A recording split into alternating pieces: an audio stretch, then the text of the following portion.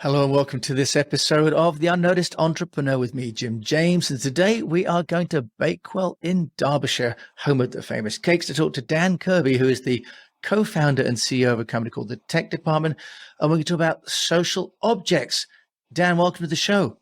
Well, I'm really pleased to be here and excited to have the conversation. Well, Dan, you've shared with us about social objects, and we're going to talk about how an entrepreneur can use social objects as a way to start conversations and to build a brand and get noticed without really using any money, but using some creativity.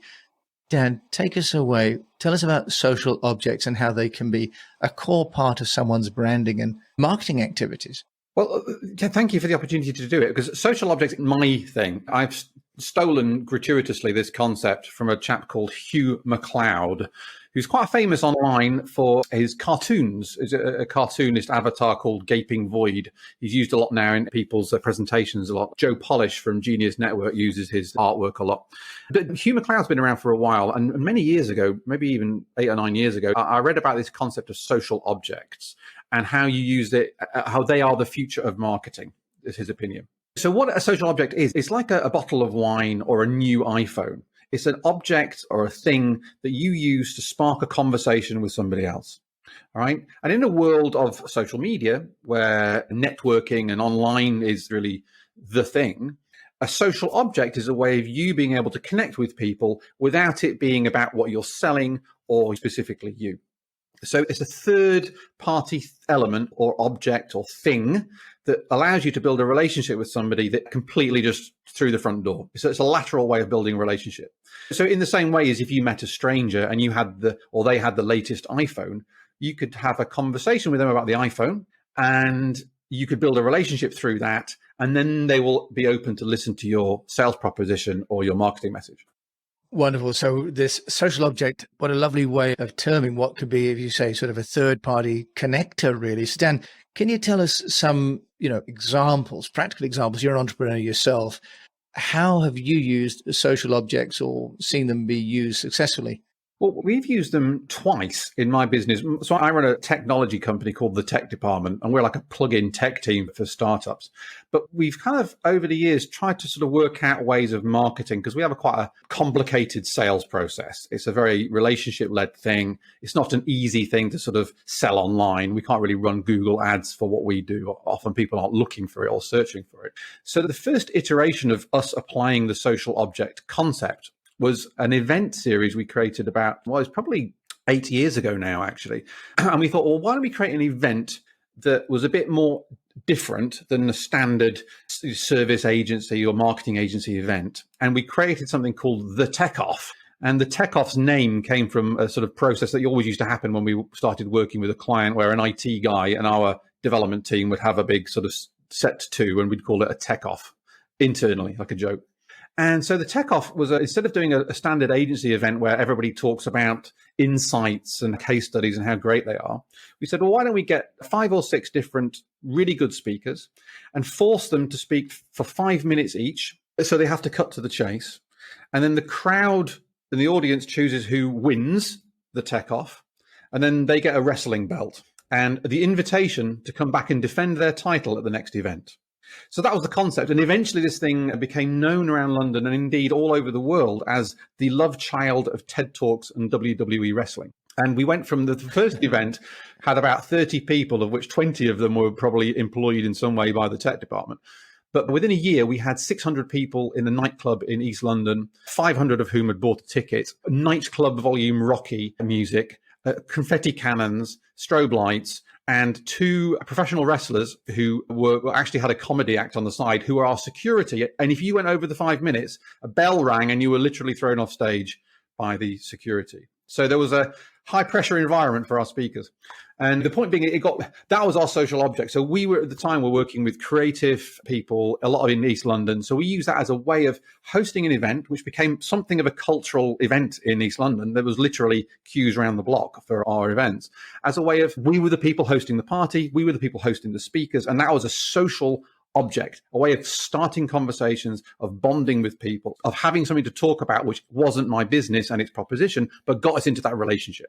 Dan, I love that idea. And it sounds as though your tech off almost started to eclipse the tech department. So why don't you just also then share with us from a lead gen or corporate branding perspective, how did you leverage the tech off into more leads? Because presumably you've had to put some money in at the beginning to this social object to get it to have some life of its own. Yeah, it's a good question, because the thing we got wrong with the tech off as a social object was that there was it was a lot of fun and it was great at building relationships, but then the company evolved, but the tech off was this sort of machine that was operating on its own logic, right? And so there was a misalignment of the strategy of the business and the event. And listen, the event was amazingly successful. I mean, we were invited to take it to South by Southwest in Austin, Texas, and then eventually it's been made into a movie pilot by a very award-winning film director based on what we were doing, because it was totally mad. So on one level, it worked great to build fame, right? So I won loads of awards, probably as a direct result of being seen to be an ambassador for the tech industry around the world, right? Known all over the world, built lots of great relationships. But then as a lead gen thing, it probably started to lose its stability. Almost the bigger it got, the less good it was as a lead gen thing. And so there's a kind of paradox in the middle of that.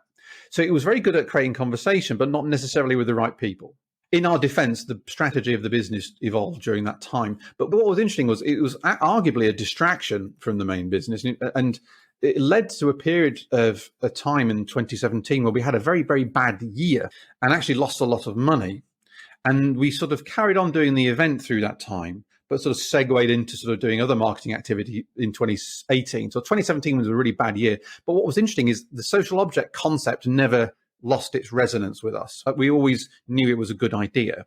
So what we've done now is taken the lessons from the tech off and actually the lessons from our terrible year in 2017, because I think the two things were probably interrelated, and applied it to a new social object, which is much, much more aligned to our business proposition, and which is a podcast which I run, I host, and which kind of basically building on the story of me blowing up my business in 2017. I now have a podcast called Honey, I Blew Up the Business.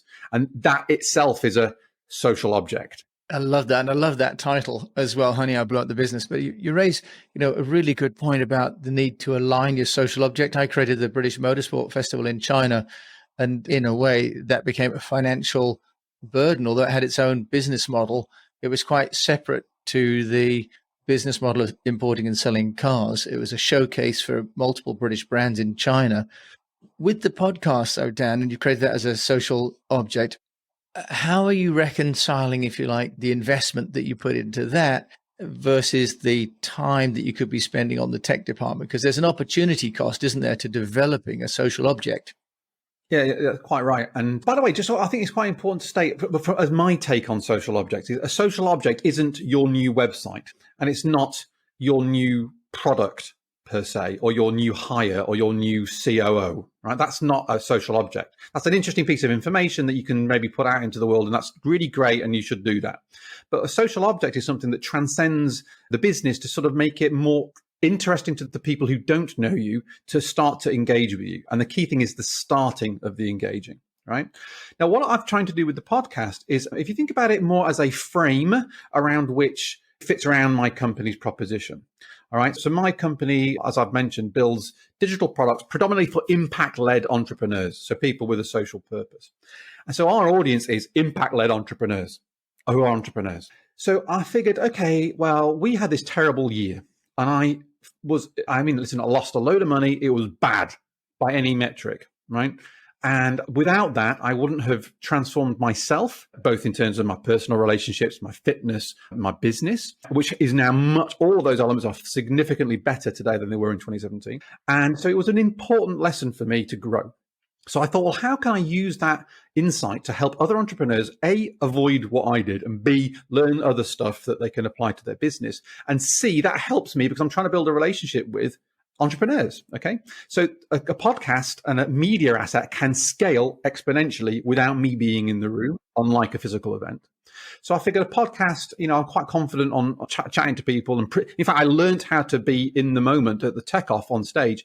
So I'm comfortable in that sort of space. So I figured, okay, if I speak to entrepreneurs about what their worst experiences were, how they got their businesses back on track and what they learned, That's really much more valuable content than anything the tech department can say, however good it is, for my audience, right? So I'm trying to genuinely serve my audience with this social object.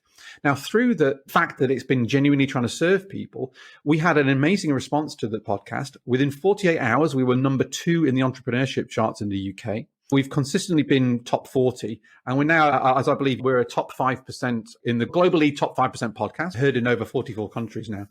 And that's within probably about 15 months with zero marketing budget. We don't run any ads. We don't do anything promotion apart from post it on our Twitter feed, do a bit of personal sharing and put it on the platforms. And I've interviewed about 55 different very top-end entrepreneurs, many of which with OBEs and MBEs and international people from Silicon Valley and Barbados and all sorts. And these people are now personal friends. So I consult with them on ideas they've got or strategies I have. And in fact, next week, I'm meeting 15 of them for a dinner in London. So we have a little network of people. And so there's this kind of halo effect around the brand. It engages with people. I've had people come on the podcast recommend me to people. And it's a way of creating conversation and rooted in genuine value. And because it starts on that premise, people absolutely 100% believe my business is great, which it, by the way, is. And so it's a much more fluid way of getting people into my funnel. Dan, the podcast is great. I've obviously started this podcast as well and really enjoying the benefits of that. But not everyone is comfortable with this as a social object and creating something. What's been your view or experience of social objects that may be collaborative? So someone that doesn't want to start a whole another event or another podcast, can you give us some insights onto social objects that, as I say, maybe a shared experience with maybe partners or other industry players that someone could be almost kind of get some experience of creating or co-creating platforms? Yeah, I think where I'd go back to is go to yourself and go inside and think like, what's genuinely authentic to me? Okay, because what you don't want to do is set up a podcast if you hate public speaking. You just can't. That's not great. What's true to you, and also what's your unique ability? To coin a phrase from Dan Sullivan, the sort of entrepreneurial coach, your unique ability, or what are you uniquely good at? And then maybe partner with people who have got other skills, who maybe are good on camera or on a stage, and maybe you can provide insight in different ways. And think creatively, think laterally. I mean, I was literally dressed as a wrestler on stage, on camera, and as a direct result, one was named as a digital ambassador for the UK by the British Interactive Media Association in their Hall of Fame. I completely committed career suicide on multiple levels by doing what I was doing. But what I did, it was, I have a propensity for doing fancy dress or whatever. The point is, lateral creative moves are where it's at. I think on people not doing in your industry, what's an abnormal in your industry, that creates difference. And then you are noticeable, coming back to the theme of this podcast, because you're not doing the same old stuff that everybody else is. All right. So if you think about the tech off, even though ultimately it was misaligned with my business over time, the root of it was not trying to do what everybody else did. And then creating a concept that was different. It could have fallen on its face, probably should have done in many ways, but it didn't. And partly because people fell in love with it because it was a bit crazy. I didn't need everyone to love it. I needed some people to love it, and some people could be not bothered. In fact, some people hated it. We had a very interesting write-up in Gizmodo magazine, this guy who completely missed the joke and just slagged us off to high heaven. And anyway, it was just so funny. But we didn't care because we're doing our thing, engage with our audience, and it was just fun. And actually, it's the whole thing here. I think go back to what's true to you, what's can be fun and engaging, what's creative, and what are people not doing. Right. And social objects also could be, for example, even community contributions, right? It could be involved in, for example, education, right? As you say, it's about your purpose and extrapolating your purpose into an event or an activity. I think that's a really good shout. The podcast, the purpose I have with the podcast is a genuine social purpose. I'm genuinely trying to help other entrepreneurs to avoid the pitfalls I made and to learn ways to better survive and thrive. Now, there are other ways you can have a social purpose through charity or through giving or through education or through helping people. So maybe, again, it's a sort of rather than thinking about me, I need people in my funnel, this sort of scarcity thing, maybe give and pay forward and treat it as an act of service that then through those relationships, which are coming from a very grounded place, are much better, right? And so because people have said to me, how did you make the podcast so successful? In its small way, it's a success. And what they want to know is how many ads did you run and what platforms did you run them on, right? But we didn't do that. what we did was try and genuinely help people. This is what I've tried to do in every moment of trying to do this exercise. And so can people sense that? So they sniff if you're trying to sell them something, and they don't want that. People don't want to be sold to. You don't want to be sold to. So if you go back to first principles and go, okay, what does my customer want? Not what do I want to sell them? All right. So you can actually serve your customers' actual needs, not just try and keep your production facility busy. Then you've got a fighting chance of building a relationship with them on terms that are going to, over time, be more successful for you. Dan, this is fantastic. And thanks for introducing the concept of social objects. And I am going to ask you about another object just briefly, because I know you had a business back in the day about sonic branding. We've only got a minute and a half left, but I'd love for you to just touch on sonic branding, because I think it's an underexplored, underutilized part of someone's strategy for getting noticed. Maybe a quick takeaway, quick introduction to how people can use audio or sound as part of their getting noticed strategy. Yeah, absolutely. When we're on a podcast now, which may be being listened to on audio, and of course, your interface to that content is the sound. So back in 2003, or 2001, actually, I set up a visual branding agency, which I sold eventually in 2009. But we had a client ask us, can you do an audio logo? Because we have a visual logo. We've just been working on their branding. And it turned out I know a guy who's actually a very well-renowned pop star. He founded the Human League band back in the 80s, or the 70s, actually, in the UK, a guy called Martin Ware, who's a friend. And so I said, Martin, can you help me do a sonic logo? And we'll follow the process we do for a visual logo, and we'll produce this content. And at the time was working with, or still does actually, at a company called Illustrious with a guy called Vince Clarke, who had the band Erasure. So Martin Ware, who set up the Human League and now is touring the US currently with his band Heaven 17, and Vince Clarke produced some sound logos for us. And the point being is we treated sound and audio strategically. All right. So we treated it as something that should align with your brand and your values, not just the founder likes, I don't know, rock music, so we'll have rock music. And as a result of that, we built a team with another chap called Noel Franis, who was based in Portland, Oregon. And we were the world's first transatlantic sonic branding agency. And we did a lot of work with brands in New York and in London. And we actually got appointed by Dolby to do the global sonic brand for them. Just then the financial crisis hit and it didn't happen. This is 2008. So the point being is, as an entrepreneur, how you design your brand is more important now to think about all aspects of it, visual, physical, and audio, and all elements of that in a way that, going back to my point about how does your customer, what do they want to hear? Not what do you want to hear? All right. So don't just whack on some heavy rock because you like Iron Maiden. Think about, okay, what is the vibe, the essence, the brand you're trying to build? How can the sound serve that? And then make that choice. And again, go as you would do for a visual logo, do a mood board, get different snippets of audio and see what feels right. And then design something appropriate. And there's nowadays, there's lots of libraries of content that are very cost effective, or you can commission stuff for bespoke. But it's worth considering. Yeah. Dan, we've covered so much. I try and keep these shows just down to 20 minutes, but there's so much value. Thank you for talking about social objects and how we can use those as connectors with our communities and our audiences. And I couldn't resist asking a little about sonic branding because I'm quite fascinated in that. Thank you. If you want to find out more about you, Dan Kirby, where can they do that? Well, go and check out the podcast. If you're an entrepreneur and you want to avoid some of the pitfalls I fell into and learn from genuinely, authentically behind the scenes of very high profile, very well respected entrepreneurs. In fact, I interviewed Martin Ware from the Human League about the time he was kicked out of his own band.